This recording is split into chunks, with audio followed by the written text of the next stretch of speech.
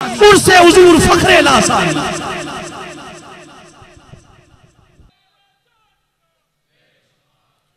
नहमदुहु व नुसल्ली व नुसल्लिमु अला रसूलिहिल करीम, अम्मा बाद। आऊज़ु बिल्लाहि मिनश शैतानिर रजीम, बिस्मिल्लाहिर रहमानिर रहीम। मुहम्मदुर रसूलुल्लाहि वल्लज़ीना मअहु अशिद्दाउ अलल कुफ़्फ़ारि रुहमाउ बैनहुम। सदक़ल्लाहुल अज़ीम व सदक़ रसूलुहुन नबियुल करीम। इन्नल्लाह व मलाइकतहु युसल्लूना अलन नबी या अय्युहल्लज़ीना आमनू सल्लू अलैहि व सल्लिमू तस्लीमा। अस्सलातु वस्सलामु अलैका या सय्यदी या रसूलल्लाह व अला आलिका व अस्हाबिका या हबीबल्लाह। सारे हज़रात दुरूद शरीफ पढ़िए। अस्सलातु वस्सलामु।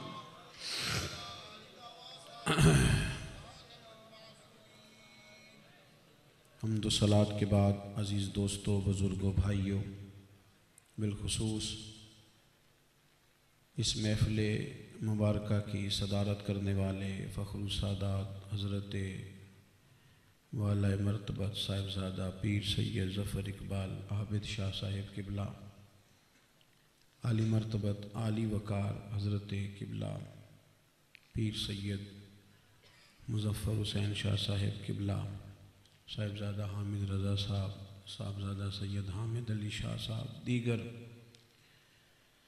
मुक़्तदर और बुज़ुर्ग शख्सियात यहाँ जलवा फिराज हैं।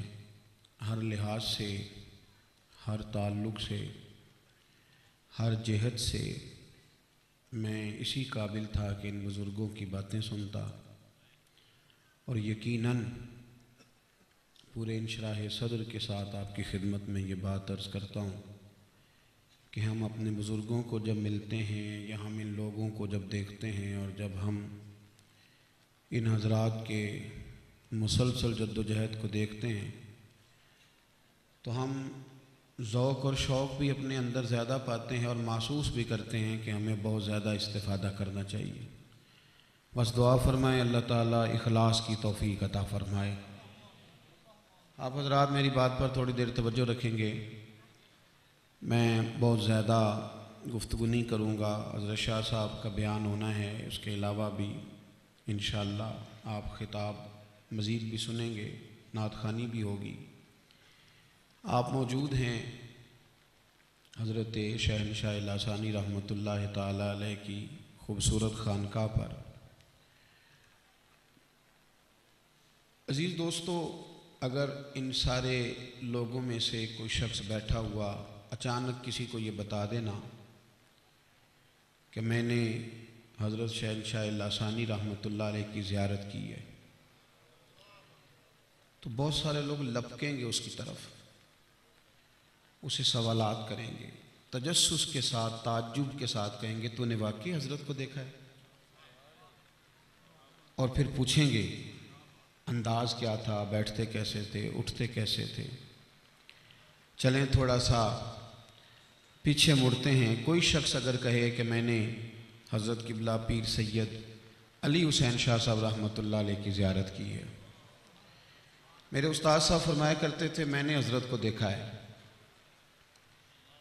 बड़ा बेहतरीन खाना, बड़ा मुरगन खाना उनके मुरीद ने पका के उनके सामने रखा था,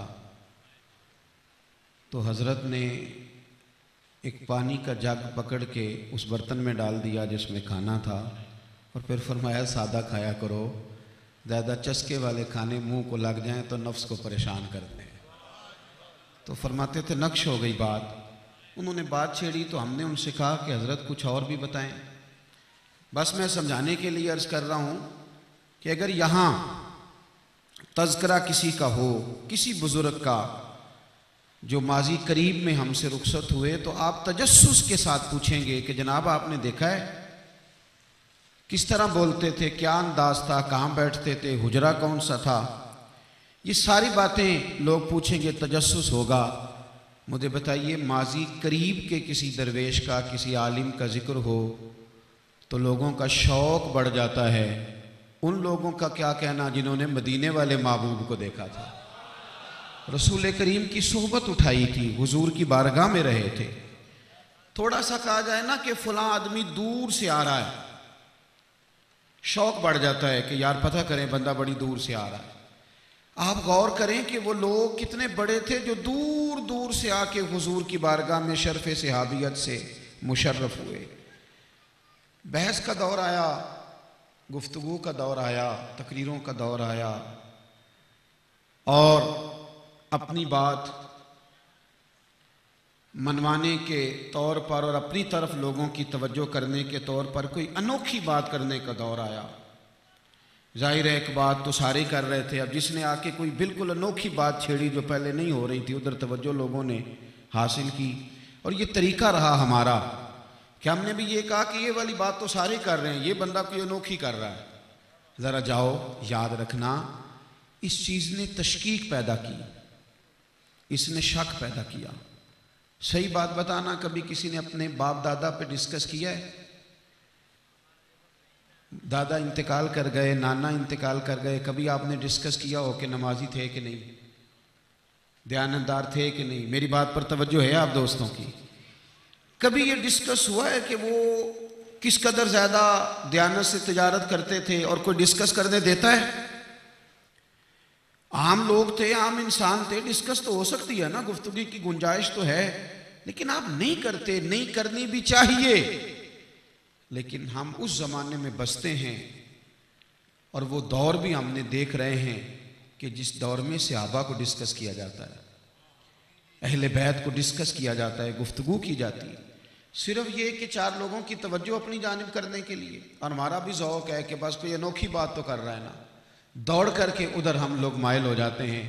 याद रखें, नबी पाक सल्लल्लाहु ताला अलैहि वसल्लम की बारगाह आली मर्तबत में जो लोग बैठते थे, हम ये बात रोज़ सुनते हैं, पर कभी आप गौर तो करें, 40 साल हज़रत गौसे आज़म रदी अल्लाह ताला उन्होंने सारी रात इबादत की। और ये एक तो मुजाहिदा है वो रात को इबादत का, और एक है दिन की जद्दोजहद, सवेरे उठना, फ़िक़्ह का दर्स देना, तलबा को पढ़ाना, फिर उसके बाद लोगों को हदीस पाक के असबाक पढ़ाना, फिर उसके बाद तफसीर कुरान पर काम करना, फिर किताबें लिखना, और फिर रात को 70-70 हज़ार के मजमे से खिताब भी करना। और मजमा अवाम का नहीं, मजमा उन लोगों का जिनमें बड़े बड़े मुहद्दिसीन बैठे हैं, कागज़ कलम लिए बैठे हैं, उन्होंने वो बातें लिखनी हैं। और बात इस तरह की नहीं कि पहले से उन्वान दे दिया गया है, बल्कि कारी साहब उठेंगे, कुरान पाक पढ़ेंगे और हज़रत गौस पाक उसकी तफसीर शुरू कर देंगे। इतनी मेहनत जिस शख्स ने की, और मकाम कुतबियत पे जो लोग फायज हुए, आप मेरी बात को समझें, इतने बड़े बड़े लोगों के बारे में ये कहा जाता है कि गौस, कुतब, अब्दाल कोई भी हो, वो किसी सहाबी के कदमों की खाक तक को नहीं पहुंच सकते।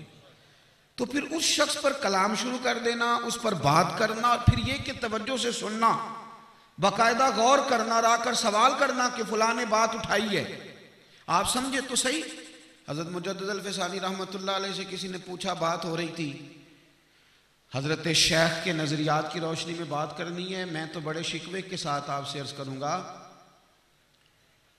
कि वो हज़रत मुजद्दिद अल-फ़सानी जिन पर इकबाल जैसे लोगों ने कलम उठाया, और इकबाल निरे ज़ौक़ वाले नहीं थे, बड़े रिंद मिजाज भी थे। अगर ज़ौक़ बड़ा शानदार था तो तनकीद भी बड़ी तगड़ी करते थे, बड़ी तगड़ी करते थे। मुल्ला की अज़ां और मुजाहिद की अज़ां और, बड़ी तगड़ी तनकीद करते थे। गला तो घूंट दिया अहले मदरसा ने तेरा, अब कहाँ से आएगी सदा ला इलाहा। इकबाल किसी के बारे में कलाम लिखते हैं, वो बिल्कुल सादी सी बात है, बड़े तगड़े रिंद मिजाज थे अजीज। लेकिन इकबाल ने तारीफ की हज़रत मुजद्दिद साहब की। वो लोग जो हज़रत मुजद्दिद साहब रहमतुल्लाह अलैह के सिलसिला मुक़द्दसा में इंसलाक रखते हैं, वो जो उनसे मोहब्बत रखते हैं, अगर उनके घर में मकतूबा शरीफ भी ना हो, और अगर वो हज़रत की तारीख़ विसाल से भी आगाह ना हो, और हमारे यहाँ उनके तज़कार भी ना हो, और वो कितनी बड़ी अथॉरिटी थे उस पर हमारी तवज्जो भी ना हो, तो फिर हमने असबाब याद क्या किए। हज़रत मुजद्दिद साहब रहमतुल्लाह अलैह से मसला पूछा गया, मसले पे गौर फरमाइएगा। आपसे पूछा गया कि हज़रत उमर बिन अब्दुल अज़ीज़ रहमतुल्लाह अलैह ने लोगों को खुलफ़ाए राशिदीन के अय्याम याद करा दिए, इतना अदल किया, इतनी खैर बांटी, इतनी मोहब्बत की। हज़रत उमर बिन अब्दुल अजीज़ का नाम इतनी खैर के साथ लिया जाता है कि लोग उन्हें खुलाफाए राशिदीन का जानशीन कहते हैं। बड़े आदमी थे हज़रत, और नीरे बादशाह नहीं थे हज़रत उमर बिन अब्दुल अजीज़, दरवेश भी थे। आजकल जितने टौर दरवेशों के हैं ना, उतने फ़कीरों के नहीं। यानी दरवेश बंदा तो बात सुनने को तैयार ही नहीं, इतना प्रोटोकॉल, इतना लाओ लश्कर, इतना हटो बचो, इतनी दरवेशी तगड़ी। वो दरवेश भी थे, रास्ते से गुजर रहे थे तो एक बुजुर्ग रात के वक्त अंधेरे में एक जगह पे सो रहे थे, तो हज़रत उमर बिन अब्दुल अजीज़ का पैर आ गया, लकड़ी के जूते खड़ाऊँ पहने हुए थे, पैर आ गया। तो वो बाबा जी ना, इस तरह बंदा अचानक उठता है, टक्कर हो जाती है, तो एक सादा सा जुमला होता है जो सारे बोलते हैं। बाबा जी ने कह दिया आप अंधे हैं। तो चाय से केतली हमेशा ही ज़्यादा गर्म होती है। वो जो साथ दाएं बाएं लोग थे उन्होंने तलवारें निकाल ली। आपने फरमाया तुम्हें क्या हुआ? कहा बाबा जी ने आपको अंधा कहा है। फरमाने लगे नहीं। कहा जनाब कहा है? फरमाया नहीं। जनाब कहा है? तो आप फरमाने लगे बाबा तुमसे बातें कर रहा था, मुझसे कर रहा था। कहा बातें तो आपसे ही कर रहे थे, पर उन्होंने आपको अंधा कहा है। फरमाने लगे नहीं नादानो, बाबा जी ने तो एक सवाल पूछा है कि आप अंधे तो नहीं? तो मैंने कह दिया नहीं, मुझे नजर आता है, इसमें झगड़े वाली कौन सी बात है। जितन जितन ते हर कोई खेडे, कदे हारन भी ते खेड ना फकीरा। जितन जितन ते हर कोई खेडे, मतलब ये तो रोज कहते हो मैं वहां गया तो मुझे बड़ी इज्जत मिली, मैं वहां गया तो बड़ा प्रोटोकॉल मिला। कभी ये भी तो कहा करो ना, मैं वहां गया तो मैंने झाड़ू दिया, मैं वहां गया तो मैंने लंगर बांटा, मैं वहां गया तो मैंने नौकरी की। जितन जितन ते हर कोई खेडे, कदे हारन भी खेड फकीरा। जितन दा मुल कौडी पैंदा ही, हारन दा मुल हीरा।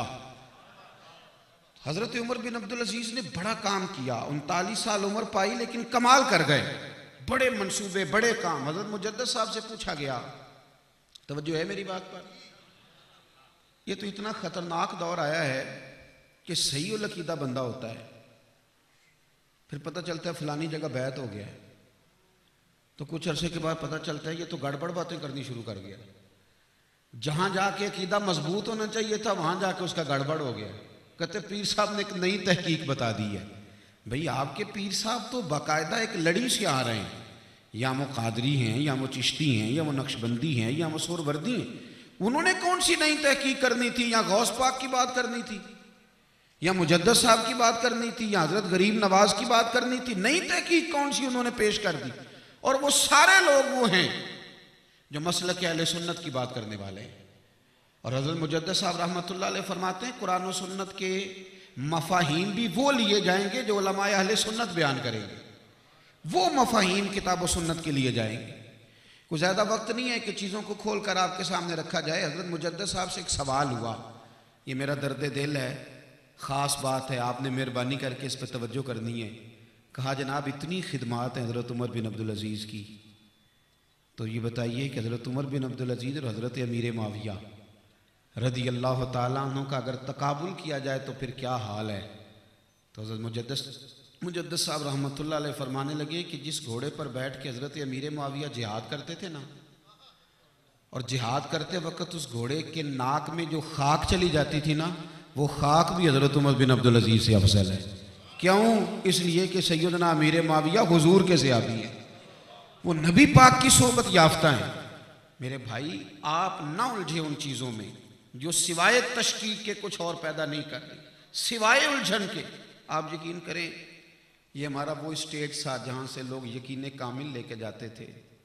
अब राह चलते हैं तो जेबों में रुके आते हैं, फलाने के बारे में अपनी राय दें। तो मैं अक्सर कहता हूँ हमारी राय रहने दोगे तो बचे रहोगे। राय आला हज़रत बरेलवी की ठीक है, राय हज़रत मुजद्दद अल्फे सानी की ठीक है। क्यों आप हर छोटे बड़े आदमी से राय का सवाल कर रहे हैं? हमारे बुजुर्गों ने, हज़रत मुजद्दद साहब पता क्या फरमाते हैं? मसला शरी यही है कि खुलाफाए राशिदीन का नाम खुतबा जुमा में लेना ना फ़र्ज़ है ना वाजिब है। मसला यही है। पर आप फरमाते हैं खतीब के पास जुमा पड़ा, उसने नाम नहीं लिए, खबीस लिखा है हज़रत मुजद्दद साहब ने उसको।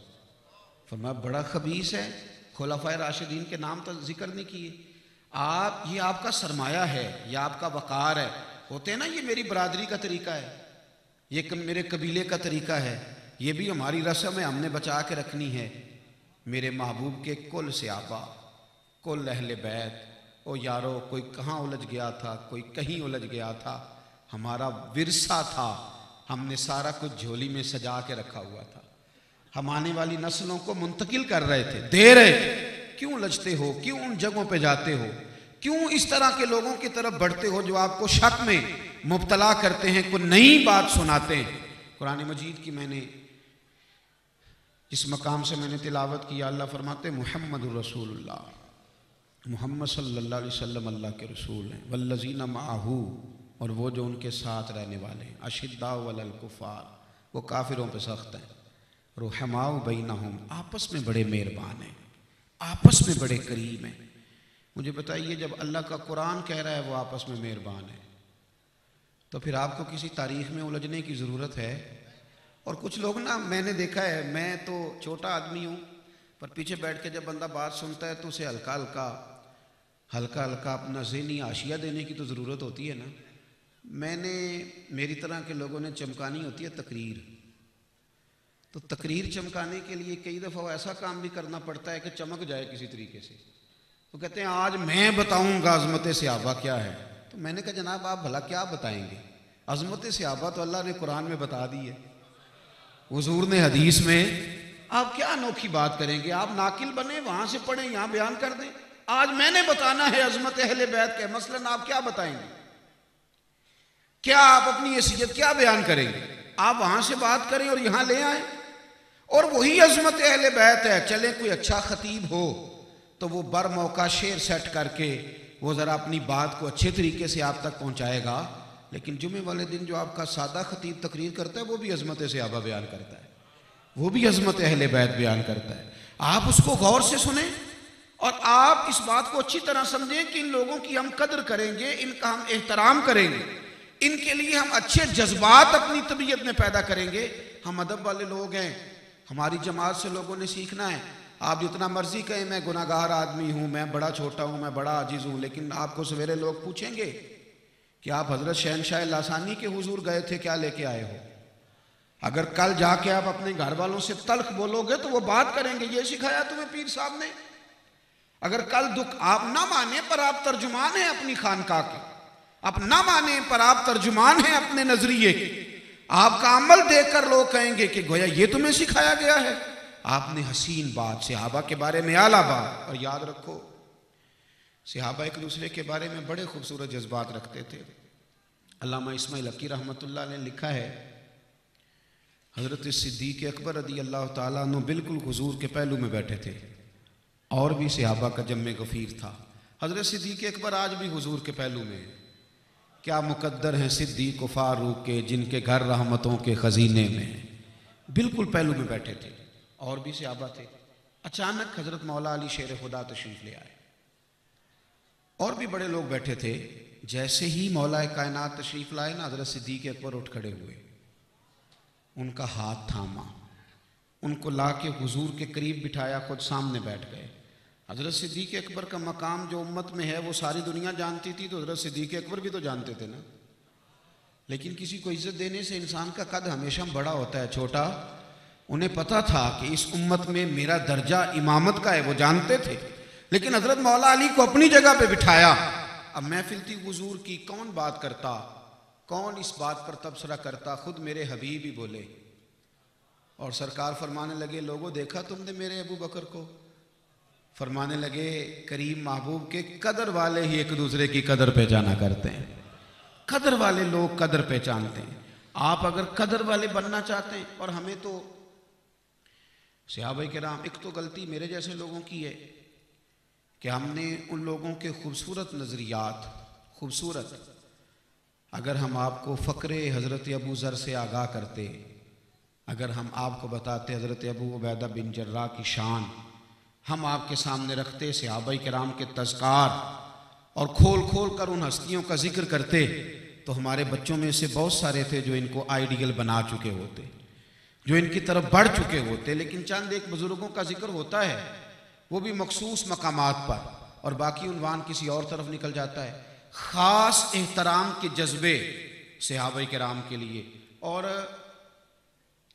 ये जो बरकत का लफ्ज़ सूफिया ने बोला और एहतराम का जज्बा सूफिया ने दिया, ये नबी पाक सल्लल्लाहु ताला अलैहि वसल्लम ना सहाबा के हक़ में उम्मत के अंदर पैदा करना चाहते हैं। हुज़ूर अलैहिस्सलाम फरमाते हैं लोग जिहाद करने जाएंगे। तवज्जो है मेरी बात पर आप दोस्तों, बस मैंने बड़ी जल्दी बात को समेट देना है। फरमाया लोग जिहाद करने जाएंगे, और ये सियासता में चमकती दमकती हदीस है। लोग जिहाद करने जा रहे हैं, तलवारें, नेज़े, सामान। जब आदमी मैदान में निकलता है तो वो चीज़ें लेके निकलता है। वो जाएंगे और पूछा जाएगा क्या तुम में कोई हुजूर का सहाबी है? बताएंगे हाँ एक सहाबी है। मेरे नबी करीम फरमाते हैं मेरे सहाबी की बरकत से अल्लाह फतह अता कर देगा, उसकी बरकत से अल्लाह फतह। ये तसव्वुर सूफिया ने दिया कि उनका नाम एहतराम से लिया जाए, इसाले सवाब का बंदोबस्त किया जाए, उनके नाम पर लोग अपने जज्बात हमेशा ताज़ा रखें। ये शौक हमारे दिलों में पैदा किया गया। और मेरे भाइयों, नबी पाक सल्लल्लाहु ताला अलैहि वसल्लम ना उस शख्स से बड़ी मोहब्बत करते हैं जो हुजूर के सहाबा से प्यार करे, बड़ी मोहब्बत करते हैं। मेरी वालदा ना, मेरे वालिद ने अपने एक भाई के हक़ में कोई बात की तो घरों में हमारे ना सादे सादे झगड़े होते हैं, सादे सादे। जब आदमी बड़ा होता है तो फिर उनका लुत्फ भी लेता है। कभी कभी अपने किसी भाई के हक़ में कोई बात की तो मेरी अम्मा जी कहने लगी उसने कभी मेरे बच्चों से प्यार ही नहीं किया। वो आपका फलाना भाई प्यार ज़्यादा करता है, मेरे बच्चों से तो लगता है ना मुझे अच्छा। एक मिजाज होता है ना इंसान का कि कोई आके कहता है कि जनाब मैं फलां के पास गया तो उसने कहा अच्छा तू पीर साहब के पास से आया, अल्लामा साहब के, उसने मेरी बड़ी कदर की। जब कोई जाके बताता है तो बात कानों को भली लगती है। नबी पाक सल्लल्लाहु अलैहि वसल्लम की खिदमत आली मरतबत में ना हबशा से कुछ मेहमान आए। पहले भी मेहमान आते थे, हुजूर सब पर ही करम नवाजी करते थे। इनके लिए तुर्की खैमा लगवाया, हुजूर खुद खाना लेके जाते, उन पर नजर करम ज्यादा होती। सहाबा किराम अलैहिम रिदवान ने अर्ज की हुजूर परौने तो पहले भी आते हैं, मेहमान तो पहले भी आते हैं, इन पर कोई खास निगाह। तो हुजूर फरमाने लगे जब मेरे सहाबा हबशा गए थे तो इनके बादशाह ने बड़ी मोहब्बत फरमाई थी। सबक दिया उम्मत को कि इनसे तुम प्यार करते हो तो मुझे अच्छे लगते हो, इनसे तुम मोहब्बत करते हो तो मुझे भले लगते हो, इनके साथ जब तुम्हारा अंदाज थोड़ा सा और होता है तो मुझे अच्छा लगता है। ओ यारो, हुजूर ने कहा था हजरत अबू दरदा से तुम्हें क्या हो गया है? आज मैंने देखा है तुम अबू बकर सिद्दीक के आगे आगे चल रहे थे। फरमाया ना किसी पर सूरज तुलू हुआ ना गुरूब हुआ जो मेरे सिद्दीक से अफजल हो। हुजूर चाहते हैं लोग इनकी कदर करें, लोग इनसे प्यार करें, लोग इनकी तरफ अपनी अकीदतों की मोहब्बतों के साथ इनकी तरफ तवज्जो करें। और हमारा ये हाल हो गया है कि हमारे बच्चे आके रोज़ एक नया सवाल सामने रखते हैं, एक नई कहानी छेड़ते हैं और वो कहते हैं वो जनाब देखो जी फलां बात डिस्कस करनी है। और भाई आप अपने कद के मुताबिक बात करें। कभी ना देहातों में अब्बा जी और चचा की लड़ाई हो जाती थी ना तो बेटा अपने वालिद की सपोर्ट में बोल भी पड़ता था ना। कभी वालिद की सपोर्ट में बोला है और चचा के खिलाफ बात की है तो हमारे बुजुर्ग पता क्या कहते थे? कहते पुत्र तू चुप कर, साडा भरावां भरावां दा मसला है। और अगर कभी वो ज्यादा बोलता था तो वालिद थप्पड़ भी मार देते थे। कहते तू कौन होता है बात करने वाला? मेरा भाई है। ओ भाई सहाबा में अगर मुशाजरात हुए तो वो बड़े लोग हैं, वो उनका मसला है। एक आदमी का कादी नहीं वो वहां कलाम कर सके। कभी भी किसी भी मौके पर अपने दिलों को इन लोगों की अकीदत से खाली न करें, बल्कि अंदाज इख्तियार करें। सहाबा के नामों पर बच्चों के नाम रखें, इनके नामों पर इदारों के नाम रखें। आप इनके नामों पर अपने दिलों को मिजाजों को सजाएं। आप कभी पढ़ के तो देखें इन अजीम हस्तियों का तज़किरा, आप कभी इस तरफ सफर तो करें। हर एक आदमी चमकता हुआ आफ्ताब है और एक तो खुलफाए राशिदीन अशरा मुबशरा हैं, इससे आप आगे बढ़ेंगे ना कभी। नबी पाक ने फरमाया ये अबू उबैदा बिन जर्रा हैं, ये मेरी उम्मत के अमीन है। फरमाया लोगों ये अबू ज़र गफ़ारी है, ज़मीन के ऊपर आसमान के नीचे मेरे अबू ज़र से सच्चा बंदा कोई नहीं। नबी पाक सल्लल्लाहु अलैहि वसल्लम ने एक एक शख्स की खोल खोल के शान बयान की। घरों के अंदर लेक्चर होना चाहिए था हज़रत आयशा सिद्दीक़ा की सीरत का, उनके तदब्बुर का, उनकी फ़हम का, उनके हिफ्ज़ हदीस का, उनके इबलागे हदीस का। घरों में बाकायदा असबाक होने चाहिए, लेकिन हमारी इस तरफ तवज्जो नहीं जाती। उसका नुकसान ये होता है कि आने वाली नस्ल कहीं तो उसने लगना ही था, कहीं ना कहीं दिल जब सीने में होता है तो ये कहीं लगता भी है। दर्द अगर ते जान गुजिल है, क्या करूं दिल है। गम इश्क अगर ना होता तो चलो गमे रोज़गार होता। कोई ना कोई शय तो बंदे के दिल में रहती है, अगर इन्हें उन तज़किरों पे लगाया जाए। आखिरी बात करता हूँ, कुछ लोग ना इंसानियत की बात करते करते बाज़ों का इतने आगे निकल जाते हैं कि उन्हें कहना पड़ता है कि जनाब आप थोड़े वापस आएँ, आप ज़रा ज़्यादा ही आगे निकल गए। यानी जी मैं इंसानियत का दर्स दे रहा हूँ। यानी बाज़ लोग कहते हैं मौलाना आप हमें जनाजों से भी रोकते हैं। एक बंदा मारी गया है तो उसके साथ भी इख्तलाफ करें, मारी गया है, जनाजों से भी रोकते हैं। और मैंने तो एक सूफी साहब से मेरी मुलाकात हो गई एक सफ़र के दौरान, तो मैंने उनसे कहा कि वो आपके यहाँ फ़लाँ फ़लाँ आदमी आते हैं तो कुछ बातें ऐसी करते हैं जो नामुनासिब सी हैं, तो आप थोड़ा सा कलाम इस पर करें, लोगों के अकायद मजबूत हों तो फिर अमल भी आसान होता है। अगर यहाँ से शक ही ना निकले तो आदमी ने अमल क्या करना। तो मुझसे कहने लगे कि पहले मैं बड़ा रद्द करता था, बड़ी चीज़ों की तरफ बढ़ता था, फिर मेरा रुझान तसव्वुफ़ की तरफ हो गया। तो मैंने कहा ज़्यादा किन को पढ़ते हैं। कहने लगे मैं नक्शबंदी मशाइख को ज़्यादा पढ़ता हूँ। तो मैंने कहा हज़रत मुजद्दिद साहब ने तो रद्द रवाफिज़ पर रिसाला लिखा है, उनका तसव्वुफ़ कायम रहा कि ख़त्म हो गया। आप तसव्वुफ़ एहकाक के हक़ से मना करता है। आप अपने पैराए में ही बात करें, पर जो बात सुथरी है अगर आप ये नहीं करेंगे और चीज़ें तितर बितर हो जाएंगी तो बचेगा क्या पीछे। आप अगर सही बात ही नहीं करेंगे और ये अपने ऊपर आप चीज़ को लागू करें कि जब तक आप नजरियाती तौर पर पुख्ता नहीं ना होते, फिक्री तौर पर पुख्ता नहीं होते, फिक्री तौर पर जब तक आप पुख्ता नहीं होते। मेरी वालदा 11वीं शरीफ जब भी पकाती थी वुजू करके पकाती थी। मैं उन्हें अक्सर कहता था अम्मा जी आप बीमार हैं, बूढ़ी हैं, ये बगैर वुजू के भी पक जाती है। कहते तू बड़ा मौलवी मसले कोल रख, नहीं चाहिए आपके मसले। तो मैं आज जब देखता हूँ ना अपनी कमज़ोरियाँ कि हमें गुंजाइशें मिली तो हमने गुंजाइशें निकाली, तो हमें अपने वो बुज़ुर्ग याद आते हैं। उनके लहजों में जो हुस्न था और वो जो तवानाई थी वो किसी और दर्जे की थी। तो मेरे अजीज़ नबी पाक सल्लल्लाहु ताला अलैहि वसल्लम से अर्ज़ किया गया हुज़ूर जनाजा पढ़ा दें, और हुज़ूर जनाजों में शौक़ से जाते थे, हुक्म फरमाते थे मुझे जनाजे का बताना। और अगर सहाबा किसी मौके पर तकलीफ़ ना देना चाहते, अर्ज़ करते या रसूल अल्लाह सल्लल्लाहु अलैहि वसल्लम तकलीफ़ देना पसंद नहीं किया था, तो हुज़ूर नाराज़गी का इज़हार फरमाते मुझे ख़बर दिया करो, अगरचे हुज़ूर सारा कुछ जानते। एक शख्स का इंतकाल हो गया, तिरमिज़ी में मौजूद है, या रसूल अल्लाह जनाजा पढ़ा दें। फरमाया नहीं पढ़ाऊँगा जनाजा। या रसूल अल्लाह क्यों, बेनमाजी है, तारक ज़कात है, ज़रूरियात दीन में से किसी का इनकारी है। हुज़ूर ने फरमाया नहीं पढ़ाऊँगा जनाजा, इसलिए कि ये मरने वाला मेरे उस्मान गनी से बुग़्ज़ रखता था। क्यों आप 2 कदम आगे बढ़ के वो वाली इंसानियत सिखाना चाहते हैं। रहमत लिल आलमीन महबूब से आगे भी कोई इंसानियत सिखाएगा। तो जिनके जनाजे हुजूर ने नहीं पढ़े और नबी करीम ने नहीं पढ़े, कितना शौक है लोगों को, और बड़ी बड़ी दबंग बातें करते हैं। कहते हैं जनाब वो आप इंसानियत का भी तो एक नाता है। मैंने कहा वो है, ज़रूर है, पर उसकी भी हदबंदी है, उसके भी कुछ तकाजे हैं।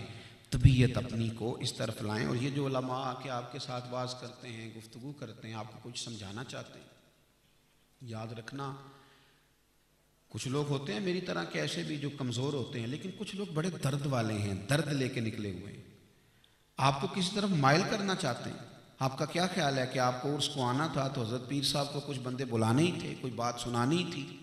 याद रखना ये बड़ी अहम चीज़ें होती हैं जिनको तलाश करके चुन के आप लोगों तक पहुंचाया जाता है।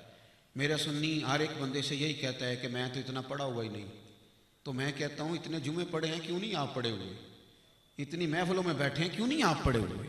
आप पढ़ें, आप बातों को सुने, उनको याद रखें, अपनी ज़िंदगी मजबूत लोगों वाली ज़िंदगी बनाएं। ताकतवर लोग होते हैं जो फिक्री तौर पर, जो आदमी सवेरे कुछ था, दोपहर को कुछ था, शाम को कुछ और सोच रहा है। इकबाल कहते हैं गुलामी से बदतर है तेरी ये बेयकीनी, तू बेयकीन आदमी है, इससे तेरी तो ज़िंदगी गुलाम से बदतर है। आप नज़रियाती तौर पर, फ़िक्री तौर पर मजबूत हों। आला हज़रत फ़ाज़िल बरेलवी रहमतुल्लाह ताला अलैह को आप पढ़ें, हज़रत मुजद्दिद साहब रहमतुल्लाह अलैह की तालीमात को पढ़ें और अमल का रास्ता इख्तियार करें। हज़रत मुजद्दिद साहब के सवाने निगारों में से एक शख्स ने लिखा है, मुझे बात याद आ गई, माज़रत ख़त्म करने लगा था, कहते हैं हज़रत ने एक शख्स को खिलाफत दी तो उसने कुछ अरसे के बाद ख़त लिखा कि हुजूर अब मैं तकरीर भी करता हूँ, तदरीस भी करता हूँ, तहरीर भी करता हूँ।